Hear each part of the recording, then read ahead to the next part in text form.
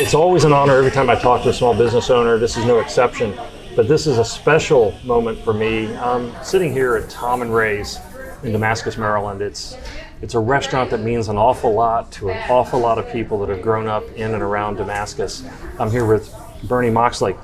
Thank you for letting me be here with you today. Well, Steve, thank you for coming in. We appreciate having you. Yeah, we enjoy Tom and Ray's. It's not the Tom and Ray's we knew growing up, but it is Tom and Ray's in every aspect except building.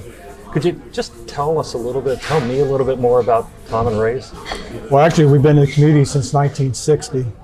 The original owner, Tom Bellison, hired me when I was going to Damascus High School. So I worked a couple of years, my first job, and just enjoyed it. And one thing that Tom and Ray's has historically done, and we continue to do, is we're a source of first-time employment for a lot of the teens. So we pride ourselves on that. And we have always focused on buying local and also homemade as much as humanly possible.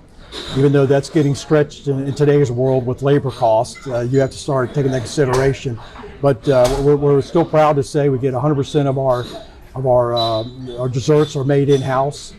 And I had some just the other night. They were awesome as always. Thank you. Yeah, we appreciate that. And it's always a task sometimes trying to keep it up. And so folks, we got ample supply because there's a big demand for it. But now you talk about first-time employers or employment here. This was your high school job.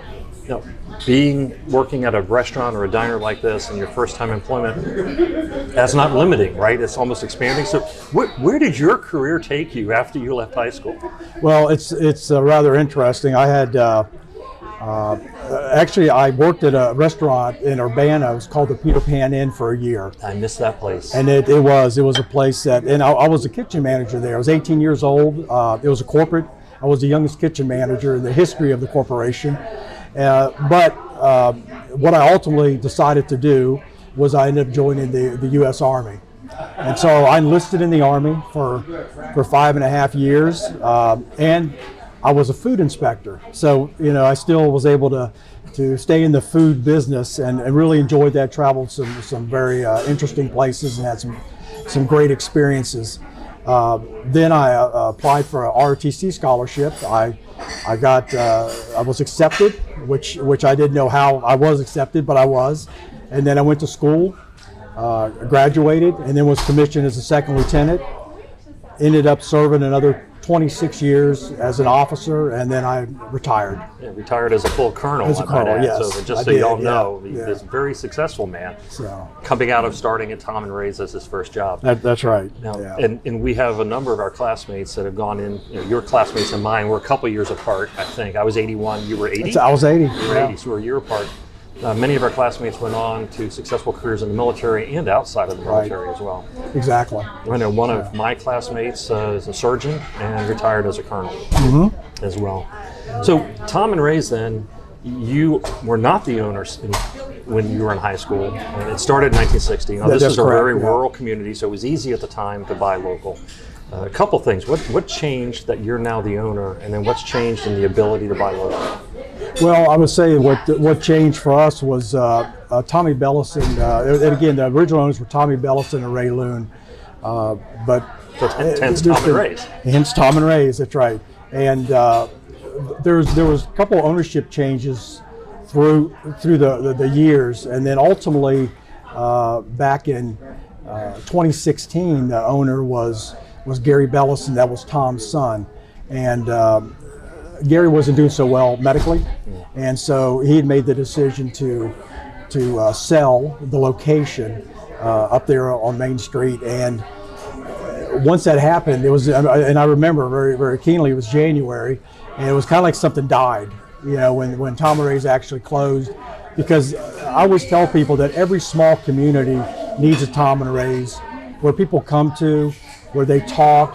One thing we have here that is very different from a lot of the other restaurants, we don't have TVs here. We focus on people talking, and really it's about community. And you'll see people come in all the time, and they'll know each other. They come across, they talk, and that's really the essence. Again, the fabric of the community. and that's Yeah, what we we're want it sitting to here, we're be. talking now, but for those of you that are kind of thinking the background noise might be a little annoying, that's Tom and Ray's. Yes, it it's is. exactly what it is. And more than once, we've been back here.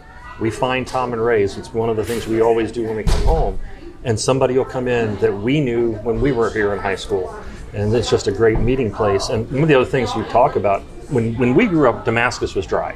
Yes, yes. It's not anymore, It is not, yeah. but you still are. Yes, we are. Why is that? Yeah, well, there's several reasons. One, again, I believe in 2012 was when there was a referendum and they allowed the sale of beer and wine.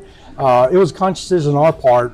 A big reason is, I mentioned earlier, that Tom and Ray's started as a family restaurant, and we felt it was important to have a family restaurant.